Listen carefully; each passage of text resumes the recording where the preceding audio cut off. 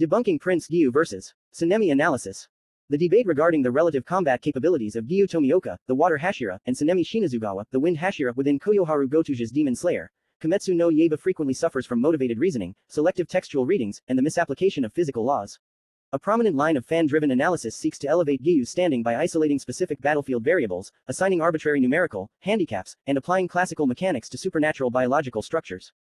A rigorous, text-grounded cross-examination of these claims, using the original Japanese manga panels, the official databooks Gui Sha Dui Jian Wien Lu, the light novels, and physiological realities established within the series universe, reveals significant logical flaws in these Giyu-centric interpretations.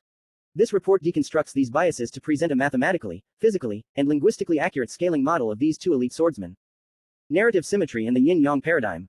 The author, Koyoharu Gotoge, constructed Giyu Tomioka and Sanemi Shinazugawa within a strict framework of thematic and mechanical duality. This structural pairing is not a casual coincidence but a foundational narrative design that establishes them as equal and opposite forces. This duality is reinforced across several key narrative dimensions. 1. Psychological and behavioral duality.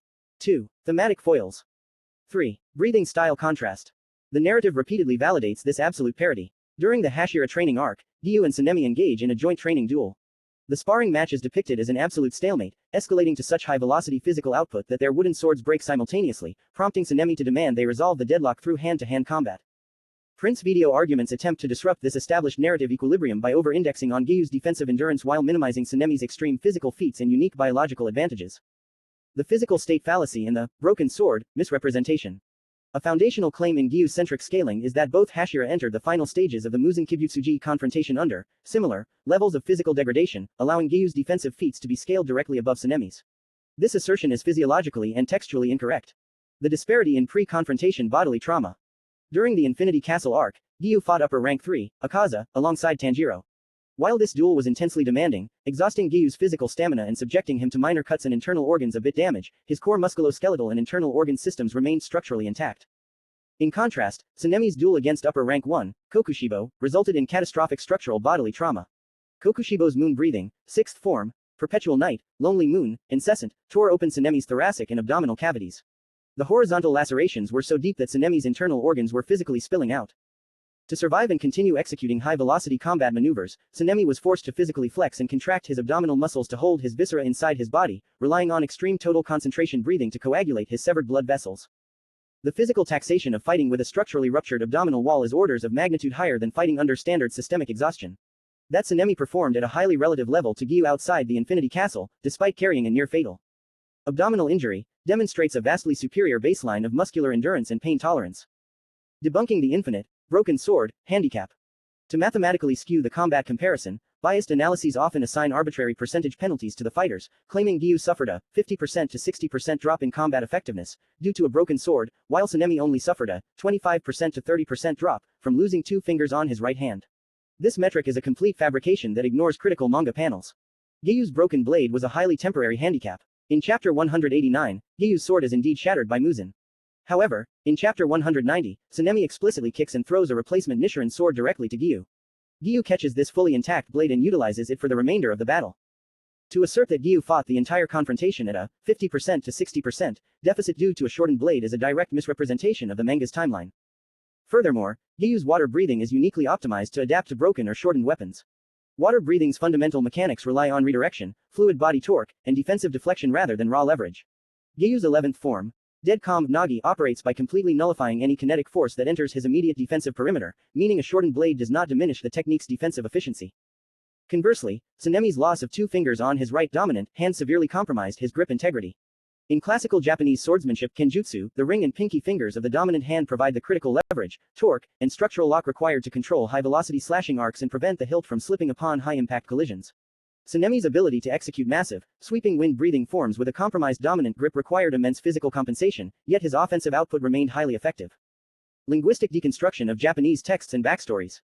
To claim that Giyu possesses superior potential and performance, analyses frequently misinterpret key Japanese terms, light novel backstories, and databook statements.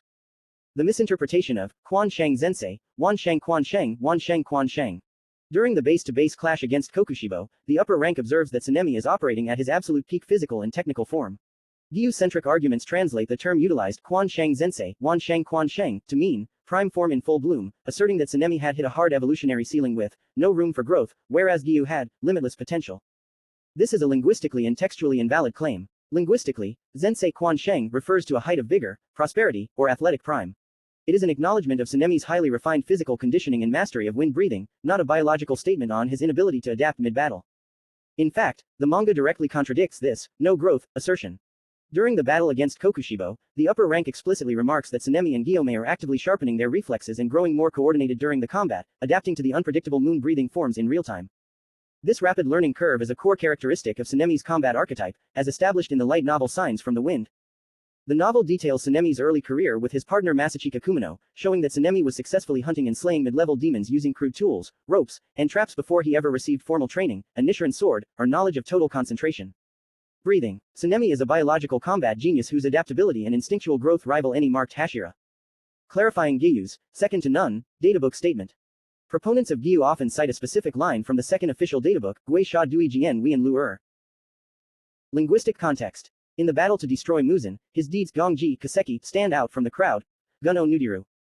If interpreted through a rigid power scaling lens, this statement would place giyu above gyomei himahima, which directly violates the established canon that gyomei is the absolute strongest Hashira. Linguistically, the term kaseki gongji translates to achievements, merits, or contributions to a greater cause, rather than raw physical power or individual combat victory. Giyu's kaseki is, second to none, because of his massive, narrative-defining contributions across the entire timeline of the series. He spared Nezuko in Chapter 1, defying standard core protocol and initiating the entire plot. He bound his own life to Nezuko's survival, pledging to commit seppuku if she ever harmed a human. He acted as a crucial emotional and physical anchor for Tanjiro throughout the Infinity Castle and Sunrise Countdown. He was the primary force holding back and neutralizing Demon King Tanjiro, preventing further casualties while others were emotionally paralyzed. Thus, the databook is praising Giyu's immense heroic legacy and narrative merit, not ranking him as physically stronger or more offensively potent than Sanemi. Muzan's categorization of Giyu as support, Buzuo. During the final battle, Muzan Kibutsuji systematically analyzes the remaining demon slayers, categorizing their threat levels. He directly refers to Giyu as playing a supporting or auxiliary role. Literal translation. Tomioka is merely support, nothing more than a coordinating piece. Prince Vedio analyses attempt to dismiss this as a translation error or a highly localized comment about a single attack. However, this description perfectly aligns with Giyu's mechanical profile. Giyu's mastery of water breathing's defensive forms allows him to act as the ultimate defensive shield, deflecting Muzan's high-speed whip attacks to create opening vectors for primary offensive fighters like Sanemi and Gyomei. Rather than indicating weakness, this confirms that Giyu's tactical utility is optimized for team coordination and defense, while Sanemi is built for raw, offensive destructive output. Debunking the pseudoscience of whip dynamics and trajectory multipliers. A major flaw in popular scaling analyses is the attempt to apply classical rigid body mechanics and 2D panel vector calculations to validate Giyu's reaction speed. The pseudoscience of whip velocity acceleration. Prince Vedio argues that Muzan's biological whips behave identically to a passive, tapered leather whip. It applies standard wave mechanics to suggest that as the mass per unit length mu decreases toward the tip, the kinetic energy of the wave propagates at exponentially higher speeds. V equals mu t. Because Giyu was positioned on the outer perimeter of Muzan's reach, the video argues he was reacting to the outermost tips of the whips, which were moving at supersonic velocities, cracking the air like a whip, thereby scaling Giyu's reaction speed to a hypersonic multiplier compared to Sanemi. This is a massive physical and biological category error. Active muscular propulsion. Muzan's whips are not passive, dead strings undergoing wave propagation driven by a single kinetic pivot at his shoulder. They are active, high-density muscular appendages packed with supernatural bone and tissue. Every segment of the whip can actively generate independent force, expand, contract, and alter its trajectory mid-flight. Therefore, the tapered string equation does not apply. The acoustic shockwave contradiction. If a biological appendage roughly 7 to 10 meters long were to crack the air at supersonic speeds, it would generate local sonic booms exceeding 120 decibels. Having dozens of these biological whips cracking at supersonic velocities within a small municipal plaza would generate continuous high-pressure acoustic shockwaves. These pressure waves would rupture the delicate tympanic membranes, eardrums, of the nearby human slayers, destroy their vestibular systems, ruining all balance, and cause massive pulmonary barotrauma, liquefying their internal organs. Uniform attack density. The manga visually demonstrates that Muzan's whips create a chaotic, uniform dome of kinetic destruction. All Hashira within the combat zone were subjected to the same high-density, omnidirectional pressure of attacks, making any outermost tip speed multiplier mathematically and physically invalid. The trajectory multiplier fallacy. In Chapter 183, Giyu and Obanai execute a simultaneous, independent attack against Muzan. The analysis utilizes a ruler to measure the drawn lines in the manga panel, asserting that because Giyu's trajectory line is drawn 2 to 3 times longer than Obanai's in the same panel, Giyu's velocity was operating on a speed multiplier.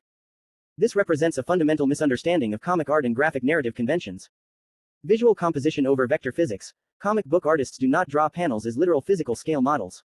The length, curvature, and placement of motion lines are dictated by composition, depth of field, perspective foreshortening, and visual clarity. Perspective distortion.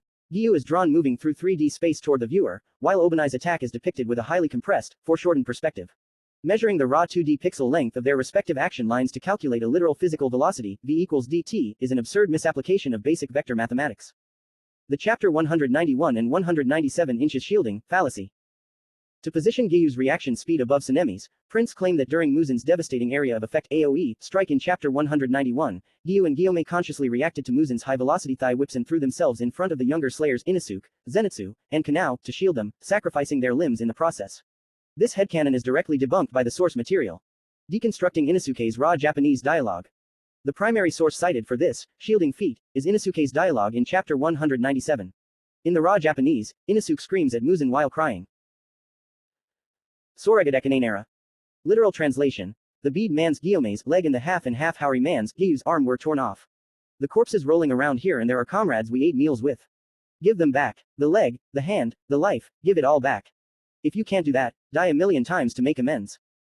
Inosuke's dialogue is a thematic and emotional expression of grief and outrage over the physical mutilation of his senior allies and the deaths of his lower-ranking comrades with whom he shared food. He does not state, nor does any narrator state, that Giyu and Guillaume executed a conscious, shielding, maneuver. The text is a rhetorical lamentation on the horrors of the battle, not a tactical breakdown of physical combat positioning. The mechanics of Muzin's AoE. Blast.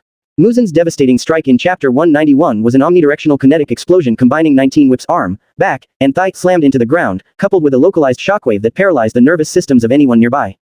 Everyone on the battlefield was struck simultaneously. Giyu, positioned close to the focal point, had his right arm severed. Guillaume had his left leg torn off above the knee. Sanemi was blasted with such immense kinetic force that he was thrown entirely through the outer concrete wall of a nearby two-story building. Obanai was slammed into a wall, losing his remaining vision. The severity of the injuries was determined by proximity, defensive angles, and spatial layout, not a deliberate, high-speed, sacrificial block, by Giyu. Sanemi was not blitzed, while Giyu reacted. Both were hit by the same unavoidable, high-velocity kinetic blast.